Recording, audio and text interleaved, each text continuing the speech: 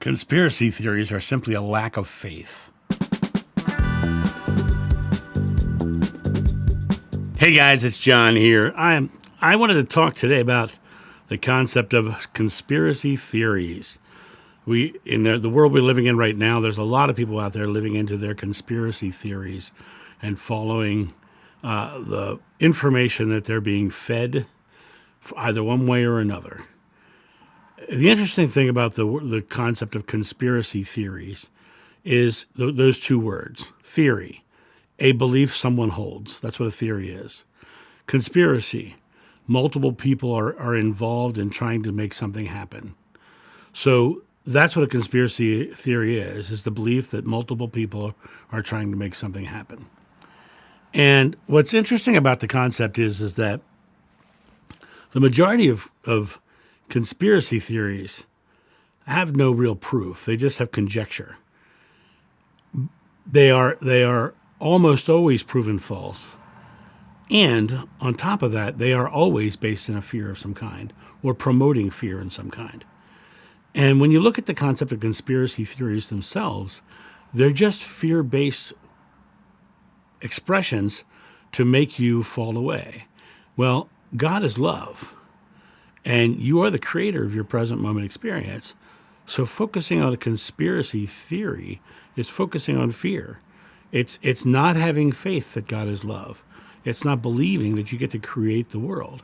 It's actually an amazingly fear-based experience that you're choosing to believe. So back when the year 2000 switched over from 1999, Y2K was the big fear-based thing that was out there. And I know people today who still in the back corner of their basement have bottles of water that have been sitting there for 23 years because they were terrified of Y2K. I also met people who have been stocking military MREs, meals ready to eat, and bottles of water and ammunition and guns because of the oncoming civil unrest and the world becoming this terrible thing. And they've had to throw out their MREs because they're out of date.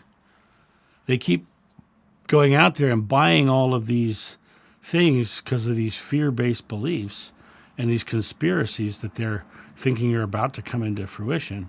And they just never seem to fully come into fruition. When you look at your life, do you want to live your life fearfully or lovingly? Do you want to be happy or do you want to be scared? That's the simple question you have to ask yourself. And in your personal life, are you the creator of your experience? Conspiracy theories are simply focusing on fear and simply giving you the life that is based upon focusing on fear. You will forever be bitter and you will forever be angry if you're focused on conspiracy theories. So when it comes down to conspiracy theories in general, if you don't have the actual physical proof in your hand, then you don't know anything. Someone once said to me, well, I have all this proof that I got online. And I said to him, do you believe Jesus Christ is a racist? He said, no. I said, search it online. And when you search it online, there's lots of sites talking about Jesus Christ being a racist. It really comes down to this thing of you can find anything online because all the internet is a collection of people's beliefs. There is some positive information out there, but the majority of the internet is people spewing what they believe, and whether they know it or not. And it really comes down to the idea of, do you believe in conspiracy and fear-based experiences, or do you believe in a world that can be beautiful and positive and loving? I will tell you that when I put my belief in living a loving life, I get love in return. I get a joyful experience in return.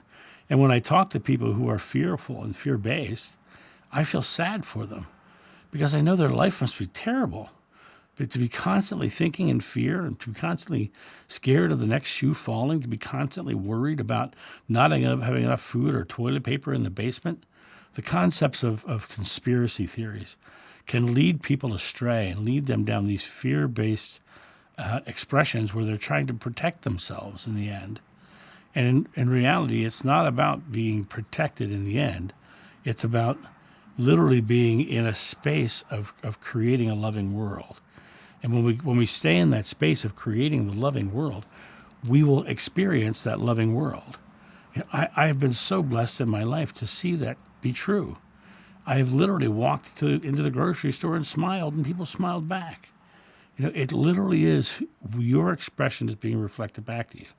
But when you're so fear-based that you're worried about the conspiracies and you're angry about people doing this and you're focusing on that, you're not creating a beautiful world. You're just empowering the conspiracy theories, which are 90% usually proven false, almost always proven wrong. It's very rare that one of them is correct. And there's conspiracies around anything. There's conspiracies about COVID-19, vaccines, presidential elections, all kinds of things. And those conspiracy theories are all fear-based or power-based. And power is fear. They're trying to elicit fear to get power. Why do they want power? Because they've associated power with love. They've decided that they feel best when they're powerful. And so they're addicted to power as opposed to actually feeling compassion for another. That's all these things are.